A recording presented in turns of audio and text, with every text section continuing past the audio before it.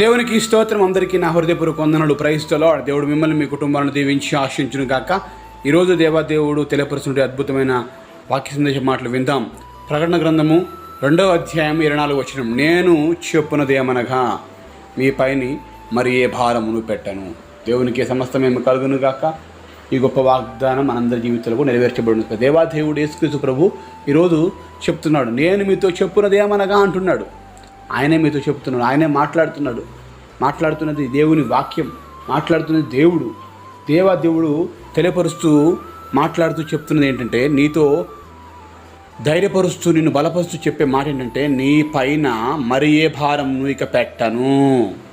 నీ మీద ఎన్ని భారాలు అవుతున్నాయో ఇంతవరకు, ఇక నుంచి ఇక మరి ఏ భారం కూడా పెట్టడు. ఆయన చెప్తున్నాడు, నీ పైన మోపుతున్నటువంటి ప్రతి భారం, ప్రతి కష్టాన్ని నేను తీసివేస్తాను.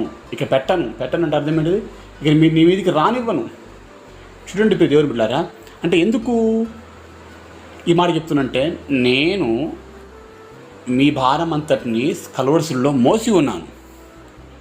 నేను మీకోసం బలియాగమయ్యాను, మీ కొరకు ప్రాణం పెట్టాను, మీ కొరకు దెబ్బలు తిన్నాను, మీ కొరకు రక్తాన్ని కార్చాను, మీ కొరకు చనిపోయాను, మీ కొరకు తిరిగి మరలా లేచాను. ఎందుకు చెప్తున్నాడు?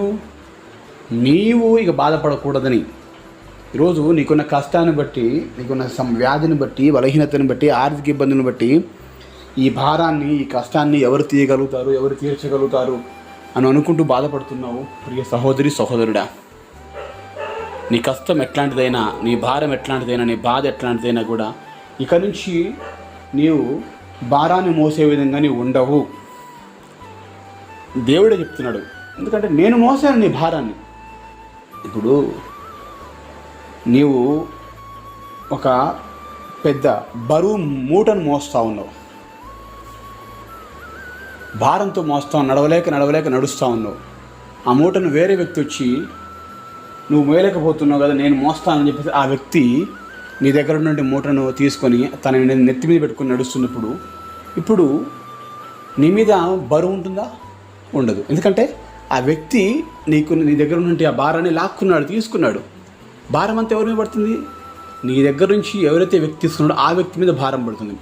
అదేవిధంగా ఈరోజు నువ్వు పడుతున్న ప్రతి భారం, ప్రతి కష్టం, ప్రతి సమస్య, ప్రతి వ్యాధి, ప్రతి బలహీనత, ప్రతి ఆర్థిక ఇబ్బంది, ప్రతి సమస్య, ప్రతి చికాకు, ప్రతి ఏదైనా అన్నీ నువ్వు పడుతున్నావు.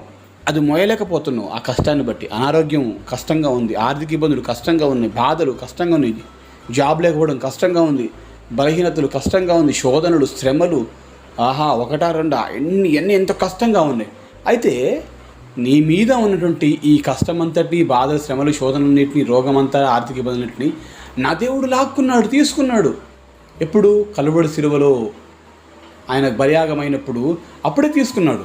నీవు నమ్మినట్లయితే ఈ వాక్య వాగ్దానం ఖచ్చితంగా నీ జీవితం నెరవేర్చబడుతుంది.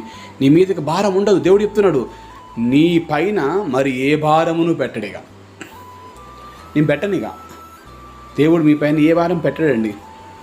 ఇంతకాలం నువ్వు భారంతో ఉన్నావని బాధపడుతున్నావు, బలహీనపరచబడుతున్నావు, ఏడుస్తున్నావు, కన్నీళ్లు కారుస్తున్నావు. కానీ ప్రియ దేవుని కుమారుడు కుమార్తె, ఇక నుంచి నీవు నమ్ము, ఖచ్చితంగా నీ మీద నుండి ప్రతీది కూడా తొలగిపోతుంది, ఖచ్చితంగా తీసివేయబడుతుంది. నమ్మకం ఉన్నప్పుడు ఖచ్చితంగా వాగ్దానం యాక్టివేట్ అవుతుంది. వాగ్దానం ఎప్పటి నుంచో బైబిల్ రాసి పెట్టబడింది. ఈ వాగ్దానం ఎప్పటి నుంచో ఉంది. మరి మన మీద భారం ఎందుకు పోవట్లే అంటే, మనం ఎప్పుడైతే నమ్ముతామో వాగ్దానం, వాక్యము, వెంటనే అది మన జీవితం యాక్టివేట్ అయి వర్క్ చేయడం ప్రారంభించబడుతుంది. ఇంతకాలం వర్క్ అవ్వట్లేదు. కారణం ఏంటంటే మనలో నమ్మకం లేకపోవటమే. ఈరోజు నువ్వు దేవుని వాక్యాన్ని నమ్ము, ఖచ్చితంగా నీ జీవితంలో ఉన్న ప్రతి భారం తొలగిపోవును గాక, నీ మీద ఉన్న కష్టం తొలగిపోవును గాక, నీ మీద రోగం తొలగిపోవును గాక, నీ మీద వ్యాధి బాధలు, బలహీనతలు, ఆర్థిక ఇబ్బందులు అన్నీ తొలగిపోవును గాక. నా జరిగిన యేసు నామములో అద్భుతం మీ కుటుంబాల్లో జరుగును గాక. నిజంగా ఒక సేవకుడిగా ఈ మాటలు నేను ధైర్యంతో మిమ్మల్ని బలపరచడానికి చెప్తా ఉన్నాను. ప్రతి దేవుని కుమారుడు కుమార్తె, నీవు ఈ వాగ్దాన్ని నమ్ము, ఖచ్చితంగా నీ మీద ఉన్న భారం తొలగిపోయి సంతోషంగా జీవించే, నోటి నిండా నవ్వుండే రోజులు ఇక ముందు రాబోతున్నాయి. దేవునికి మహిమకరంగా, దేవునికి నమ్మినట్లయితే నాతో పాటు కలవసం ప్రార్థన చేసుకుని ప్రార్థన. మహాగణుడ, పరిశుద్ధుడ, ప్రేమగల తండ్రి, వందనాలు, స్తోత్రం. అద్భుతమైన వాగ్దానం మీరు మాకు ఇచ్చారు. ప్రకటన గ్రంథంలో నుండి నేను మీతో చెప్పున్నదేమనగా, మీ పైన ఉన్న ప్రతి భారాన్ని తీసివేస్తాను. ఇక నుండి నీ మీద ఇక భారము ఉండదని చెప్పావు కదా ప్రభు తండ్రి. కష్టము, నష్టము, బాధ, బలహీనత, రోగము, ఆర్థిక ఇబ్బంది, సమస్య, శోధనలు, శ్రమలన్నింటినీ అయ్యానైనా మీరు మా కోసం కలవరిశిలలో ఆనాడే బలియాగం ఉన్నారు కదా తండ్రి. ఆ బలియాగమైన దాన్ని మేము నమ్ముతూ ఉన్నాము. మా జీవితంలో గొప్ప కార్యం జరిగింపచ్చి మీరు చెబితే అది జరుగుతుంది ప్రభు తండ్రి. అయ్యా మీ మాట మేము నమ్ముతున్నాం.